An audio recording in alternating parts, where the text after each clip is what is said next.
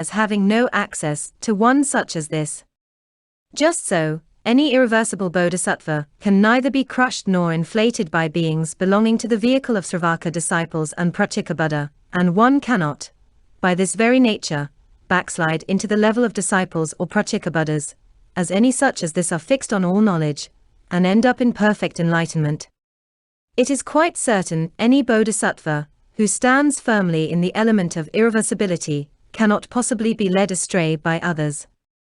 So, someone may come to the irreversible bodhisattva and say, a journey in birth and death, is this coursing in perfection of wisdom, and not a journey of someone who is in quest of enlightenment. If you put an end to all suffering in this very life, you no longer experience all the sufferings and disappointments which are bound up with this plane of birth and death. I surely, in this very life already this personality of yours is finished. So why do you think of taking upon yourself another one, for the benefit of other beings? Even now the Bodhisattva neither wavers nor is put out, even as Mara himself appears to say to this one, just look at these Bodhisattvas, which for countless eons present the necessities of life to Buddhas and Lords, which lead holy lives in the presence of countless Buddhas, which honor countless Buddhas and Lords, and question these about just this vehicle of the Bodhisattvas, asks these how a Bodhisattva should stand, hear the answer of the Tathagatas, and act on it.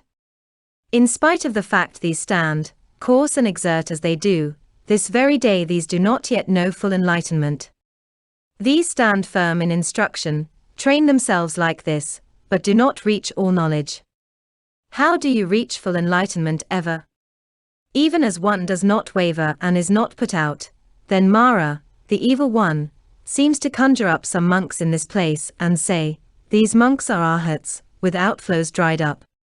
These who set out for enlightenment, in the meantime have reached arhatship, and are established in it. How do you ever reach full enlightenment? It is quite certain any bodhisattva must be irreversible from full enlightenment for, as this is being said and expounded, one's mind does not waver and is not put out. As this mind of a bodhisattva, which hears from a stranger these discouraging remarks, still does not become excluded from the true nature of Dharma, and one does not go back on it. As one does not change one's mind, as one recognizes these deeds of Mara as appearing for exactly what these are, it is quite impossible for one which courses correctly in these perfections not to reach all knowledge. Mara, the evil one, cannot possibly gain entry to a bodhisattva which not only courses, but also trains oneself correctly, which does not lack in these practices described by Tathagatas, which is completely adjusted to this mental activity, which is associated with these perfections.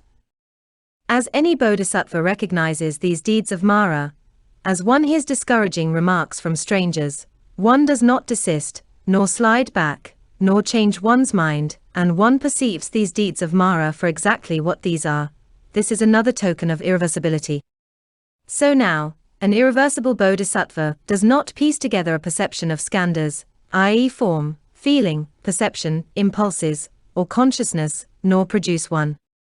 As the irreversible bodhisattva, which through dharmas empty of their own marks definitely entered on this certainty of salvation, as a bodhisattva does not apprehend even this dharma we now behold in any moments, so this one cannot piece it together, or produce it. One says here, a bodhisattva is irreversible, as one patiently accepts the cognition of non-production. This is another token of irreversibility. What's more, Mara, the evil one, comes along in the guise of a monk and tries to deter the bodhisattva with the words, the same as space is this all knowledge. It is a dharma which is not, it is non-existent. Who can anoint oneself with such as this, who fully know it? Here is no one who goes forth to such. Here is no one who can fully know such. Nothing can be fully known. Here is no one who understands. Here is nothing which can be understood. Due to this fact that at all times these dharmas are the same as space, it is useless to resist. Revealed and seen as a deed of Mara, is this doctrine, which one knows full enlightenment, is not a Buddha's teaching. A son or daughter of good family now cognizes, realizes and knows this kind of critical examination, is seen as just a deed of Mara. After one makes this reflection, one makes one's mind firm, unshakable, irreversible. This is another token of irreversibility. More tokens of irreversibility.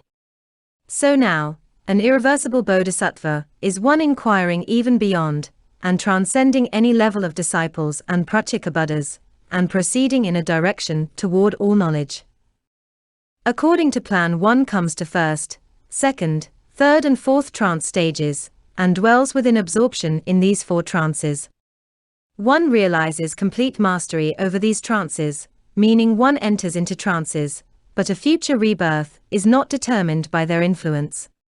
It is on dharmas of the sphere of sense desire one bases one's rebirth. This also is known as a mark of irreversibility in irreversible bodhisattvas.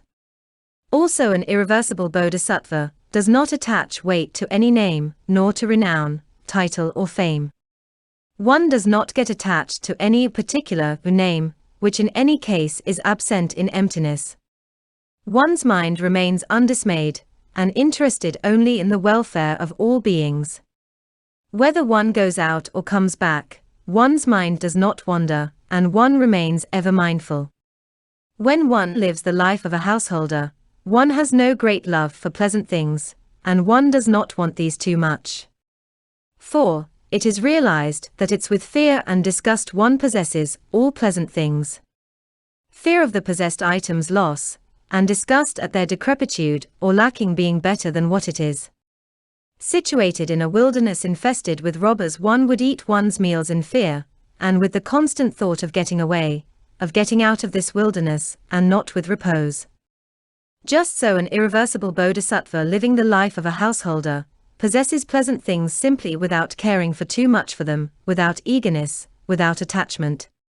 One is not one of these people who care for dear and pleasant forms. These who live the lives of householders, and who are involved in the 5 kinds of sensuous pleasures, do not earn their living in an irregular way, but in the right way. Neither do these incur death in a state of sin, nor do these inflict injuries on others. These incite all beings to realize this supreme happiness, these worthy beings, these great beings, super beings, excellent beings, splendid beings, powerful of beings, sublime beings, valiant beings, heroes of beings, leaders of beings, water lilies of beings, lotuses of beings, thoroughbred beings, nagas of beings, lions of beings, trainers of beings. It is in this spirit which bodhisattvas live the life of householders, inasmuch as these are impregnated with the power of perfection of wisdom, and this is another token of their irreversibility. So now, Vajrapani, the great Yaksha, constantly follows behind the irreversible bodhisattva. Unassailable, the bodhisattva cannot be defeated by either men or ghosts. All beings find it hard to conquer one, and one's mind is not disturbed by their attacks. One's faculties are all complete, and one is not deficient in any of these. One possesses the organs of a virile being, not those of an impotent being. One does not in any way embark on these spells, mutterings, herbs, magical formulae, medical incantations, etc., which are the work of beings. One earns one's livelihood in a clean way, not in a wrong way.